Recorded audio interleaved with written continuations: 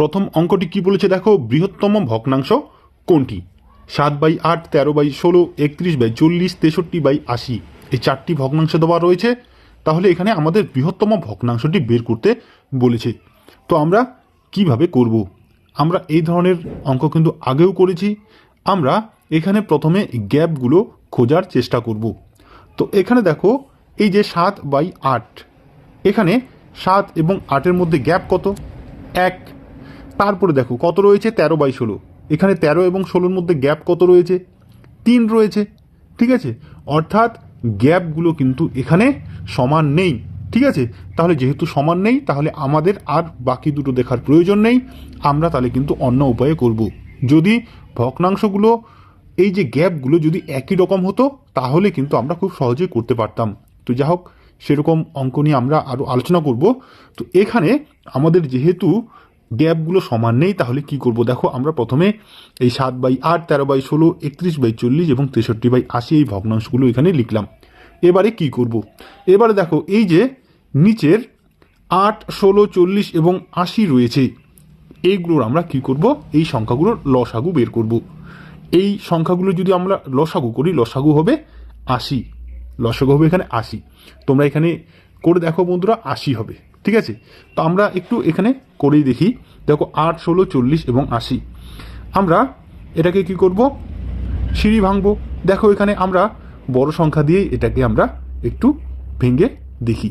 তো 8 দিয়ে যদি করি, 8 একে 8, 8 দুগুণে 16, 5 এটা 40 এবং 8 10 80। ঠিক আছে, তাহলে কত হলো এখানে? 1, 2, 5 এবং 10। এবারে দেখো এখানে চারটে সংখ্যা। এই চারটে সংখ্যার মধ্যে দেখো আমরা 2 এবং 10কেও 2 দিয়ে ভাঙতে পারি। আবার 5 এবং 10 যদি ধরি, তাহলে এই দুটি সংখ্যাকে এবার আমরা 5 দিয়ে কিন্তু ভাঙতে পারি। তো দেখো চারটে সংখ্যার মধ্যে যদি যে কোনো দুটি সংখ্যাকে এখানে আমরা বিভাজ্য করতে পারি কোনো সংখ্যা দিয়ে, তাহলে কিন্তু সেই দুটি সংখ্যাকেই করব। তো এখানে আমরা 5 দিয়েই করি।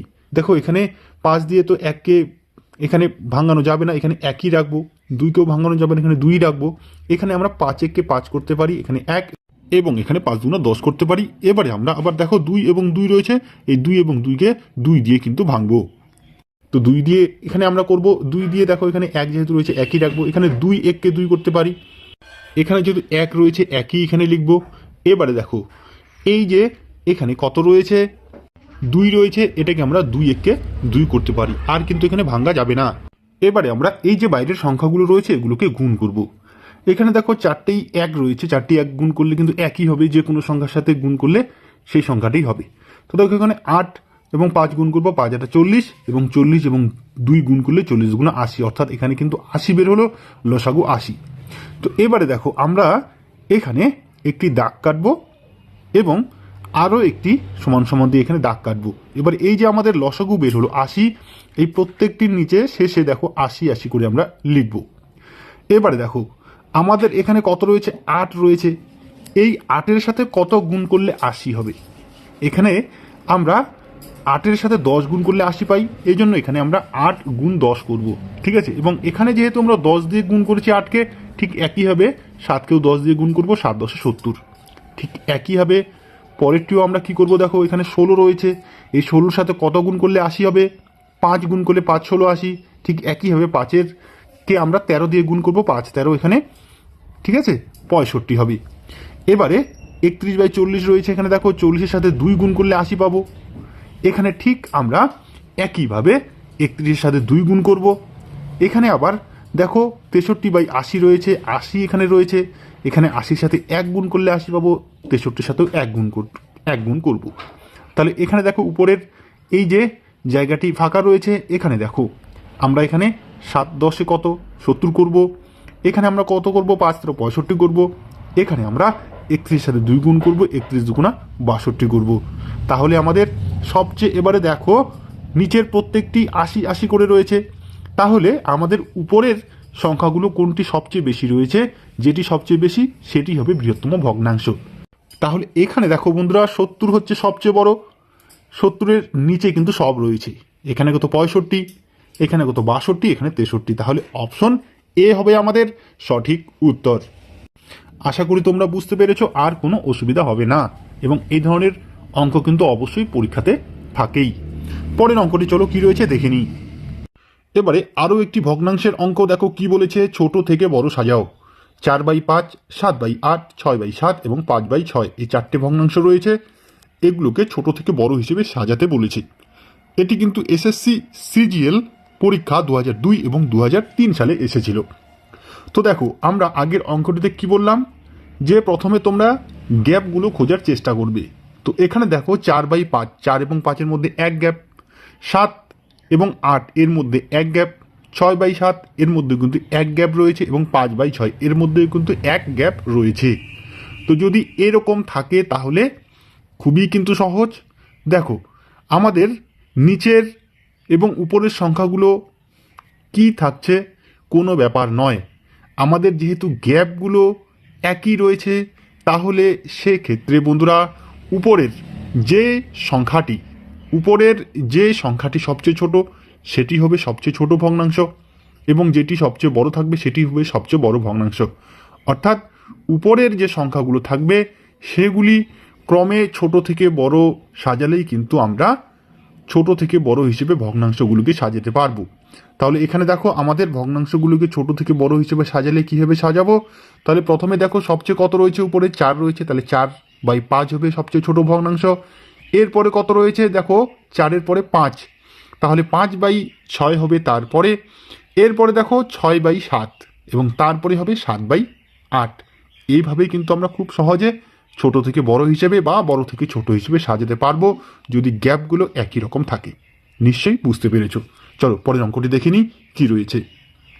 এবারে এই অঙ্কটি কি বলেছে দেখো, 6351 এর সঙ্গে কোন ক্ষুদ্রতম সংখ্যা যোগ করলে যোগফল একটি পূর্ণবর্গ সংখ্যা হবে। 6351 এর সঙ্গে কোন ক্ষুদ্রতম সংখ্যা যোগ করলে যোগফল একটি পূর্ণবর্গ সংখ্যা হবে। এখানে 39, 9, 29 এবং 49 এই চারটে সংখ্যা রয়েছে।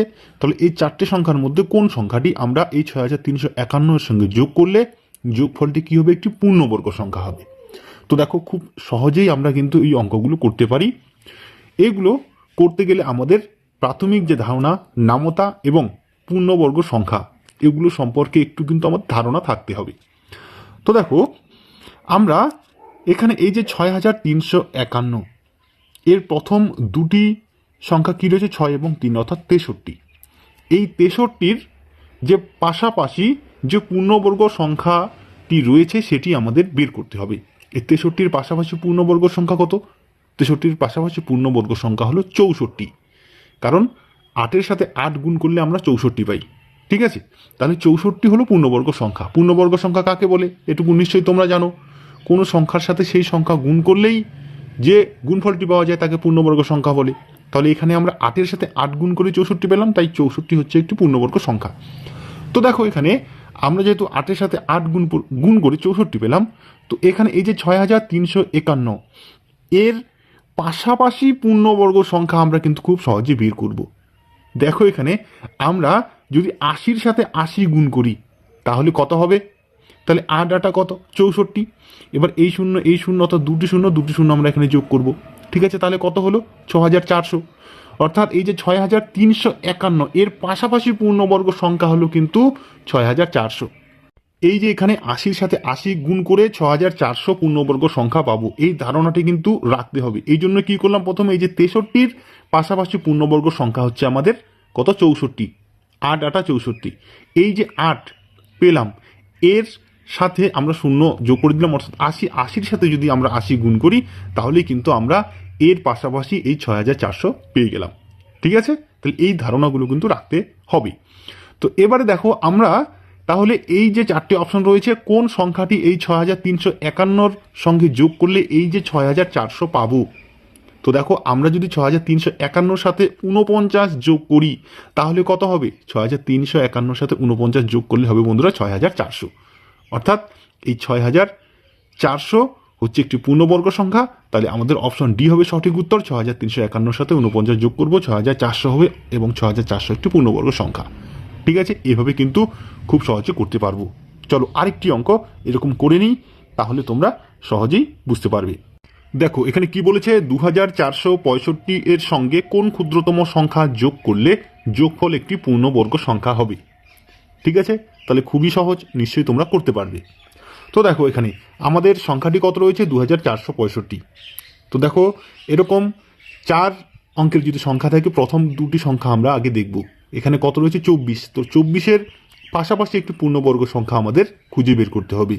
24-এর পাশাপাশি পূর্ণবর্গ সংখ্যা হচ্ছে 25। তাহলে 5 5 25। ঠিক আছে, তো এই যে 25, এই যে পূর্ণবর্গ সংখ্যা, এটি আমরা কার সাথে কার গুণ করে পেলাম? 5-এর সাথে 5 গুণ করে পেলাম। যেহেতু আমরা 5-এর বর্গ সংখ্যা পেলাম 25, তাহলে এবারে আমরা কি করব?